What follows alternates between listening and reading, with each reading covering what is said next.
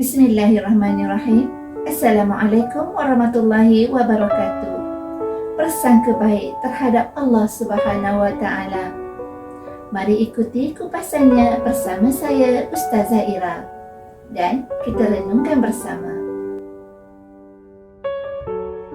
Langit tak selalunya cerah. Ada kalanya awan berarak mendung. Begitulah lumrah alam. Pastinya setiap dari kita akan merasai satu detik sukar dalam hidup yang dinamakan ujian.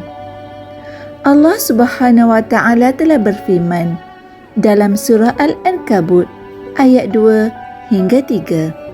Bismillahirrahmanirrahim.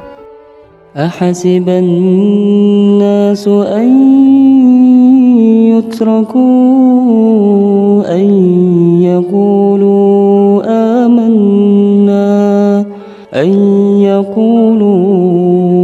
آمنا وهم لا يفتنون ولقد فتنا الذين من قبلهم فليعلمن الله الذين صدقوا وليعلمن الكاذبين.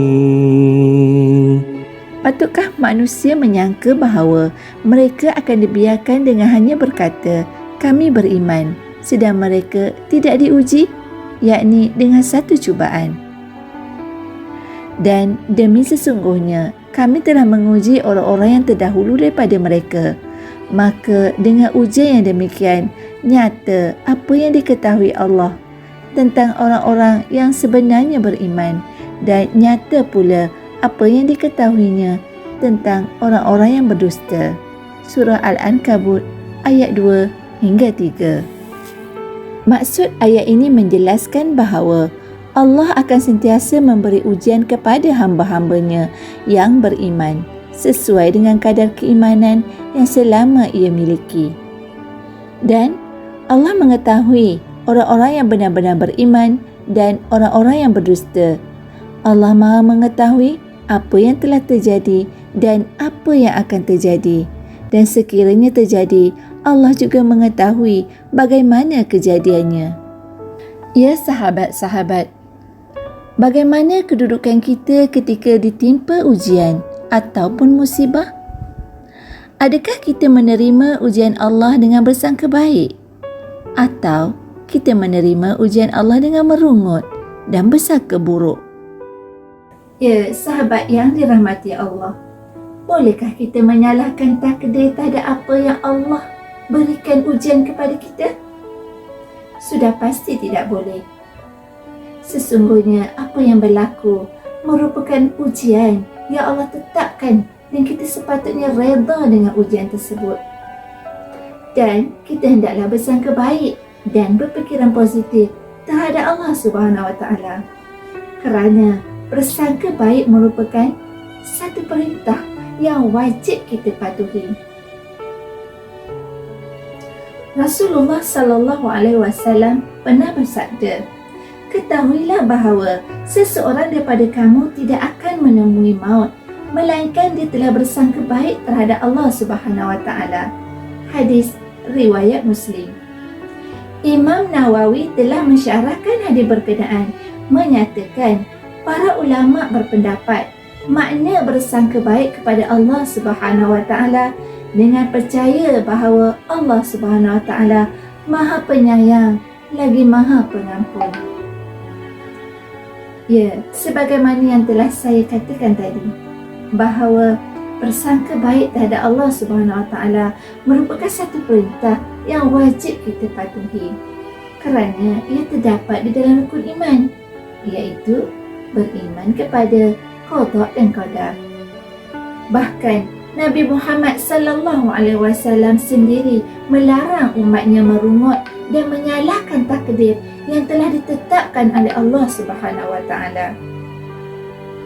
Sebagaimana sabda baginda dalam hadis yang berbunyi, sekiranya kamu ditimpa sesuatu musibah, janganlah kamu menyatakan, kalaulah aku melakukan itu dan ini.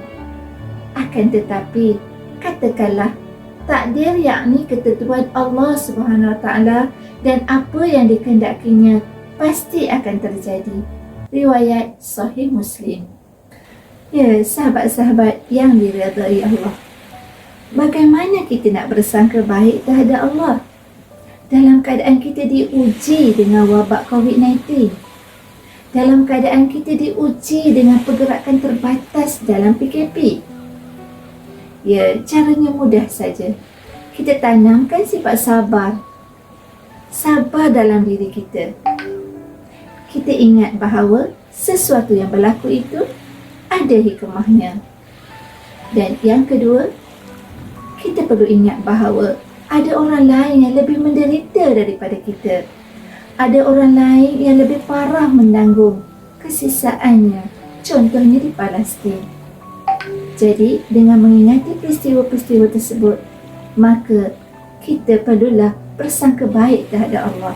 Kerana ujian yang menimpa pada diri kita tidak sehebat ujian orang lain. Seterusnya yang ketiga, kita perlu ingat bahawa ganjaran orang yang bersangka baik terhadap Allah Subhanahu Wa Taala mendapat pahala dan juga rahmat yang tiada tandingannya. Dan yang keempat, kita juga hendaklah berfikiran bahawa kalau kita bersangka buruk terhadap Allah Subhanahu Wa Taala, kita digolongkan di kalangan orang-orang yang rugi. Kerana musibah tetap berlaku.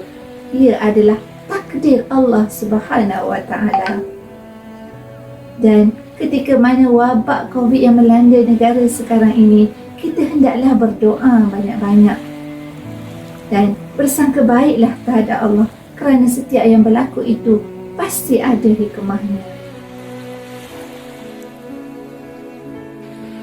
Ya, sahabat-sahabat yang dirahmati Allah, kita hendaklah perbanyakkan doa, perbaiki iman kita, perbanyakkan menimba ilmu. Kerana dengan keimanan dan juga ilmu yang ada di dada akan menambah keyakinan kita kepada Allah Subhanahu Wa Taala. Dan sekian daripada saya. Assalamualaikum warahmatullahi wabarakatuh.